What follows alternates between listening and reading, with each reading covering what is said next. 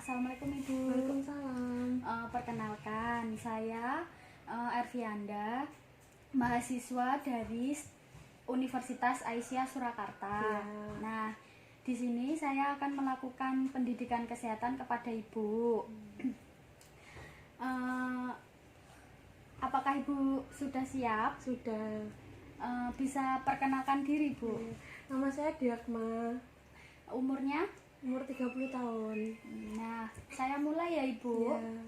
Nah, di sini kan saya mau menjelaskan tentang alat kontrasepsi IUD. Ya. Nah, di sini Ibu sebelumnya sudah mengetahui belum tentang alat kontrasepsi IUD? Belum, Mbak. Nah, biasanya Ibu memakai apa? Apa ya, Mbak ya? Pil, Ya, terus? suntik biasanya, Mbak. Oh, suntik. Ya sudah, di sini saya jelaskan tentang alat kontrasepsi IUD ya, Bu. Ya. Nah, di sini ada. Nah, KB IUD itu intrauterine devices, Ya. suatu alat kontrasepsi yang pemasangannya dilakukan dengan cara memasukkan alat terbentuk T Ya. ke dalam rahim. Nah, KB spiral itu merupakan alat kontrasepsi yang efektif dan aman. Ya. Jenis KB spiral yaitu 1. Spiral iner seperti Lippes lock dan Chinese ring. Ya. Nah, yang kedua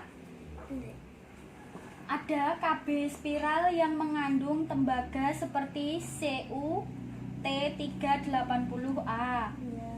Nah, yang terakhir KB spiral yang mengandung hormon progesteron seperti progesteres dan levongers seperti levonol. Ya. Nah, kontraindikasi pemakaian IUD itu sendiri adalah 1. Kehamilan, 2. Peradangan tumor ganas. Nah, terus tumor jinak pada rahim, perdarahan vagina di luar siklus haid yang berat, yang terakhir bentuk rahim yang tidak normal. Ya. Nah, di sini Ibu sudah paham? Sudah, Mbak. Nah, saya lanjutkan lagi ya, Iya. Ibu. Nah, indikasi pemakaian IUD itu sendiri adalah ibu yang masih berada pada usia reproduktif. Iya. Nah, seperti ibu yang masih umur 30 ini lebih aman, Bu, sebenarnya. Iya. Kalau tidak pengen mau menambah anak lagi. Ya. Nah, yang kedua, ibu yang belum pernah hamil tetapi ingin menunda kehamilan. Ya. Yang ketiga, ibu yang ingin menggunakan kontrasepsi jangka panjang. Ya. Yang keempat, ibu yang setelah melahirkan tidak menyusui bayinya. Ya. Yang keempat, ibu yang setelah melahirkan tidak menyusui. Ibu yang menyusui yang menginginkan menggunakan kontrasepsi. Ya. Nah, yang selanjutnya, ibu yang setelah abortus dan tidak ada tanda infeksi. Ya. Nah, yang ketujuh, ibu yang tidak menghendaki metode hormonal. Ya. Yang terakhir, ibu yang tidak nyaman untuk mengingat minum pil setiap hari. Ya.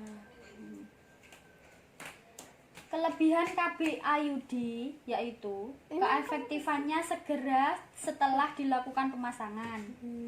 Yang kedua, mempunyai manfaat jangka panjang bisa sampai 10 tahun dan tidak perlu diganti. Ya. Yang ketiga, sangat efektif karena tidak harus mengingat-ingat minum pil setiap hari. Yang keempat, tidak berpengaruh terhadap kualitas dan volume ASI. Yang kelima, tidak mempunyai efek samping hormonal karena mengandung bahan tembaga. Nah, kekurangan KB IUD sendiri, yang pertama, memerlukan prosedur medis termasuk pemeriksaan pelvis. Yang kedua, tidak dapat memberikan pencegahan terhadap IMS. Yang ketiga, Tidak baik digunakan pada perempuan dengan IMS. Yang keempat, tidak baik digunakan pada perempuan yang sering berganti pasangan.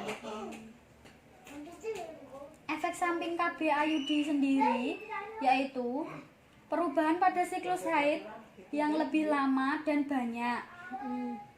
Saat haid lebih sakit, kadang-kadang terdapat perdarahan sedikit di luar siklus haid. Nah, pemasangan dan pelepasan IUD hanya bisa dilakukan oleh tenaga kesehatan, yaitu dokter, bidan. Nah, KB IUD bisa dipasangkan 48 jam setelah persalinan. Jika terlambat, seringkali dokter menyarankan untuk pemasangan IUD dimulai 6-8 minggu setelah persalinan.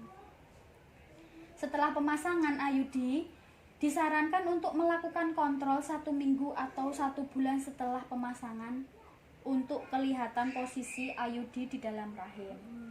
Nah, di sini saya sudah selesai, Ibu. Bagaimana? Adakah pertanyaan? Enggak, Mbak, udah jelas. Oh ya sudah, terima kasih Ibu. Iya. Assalamualaikum. Waalaikumsalam.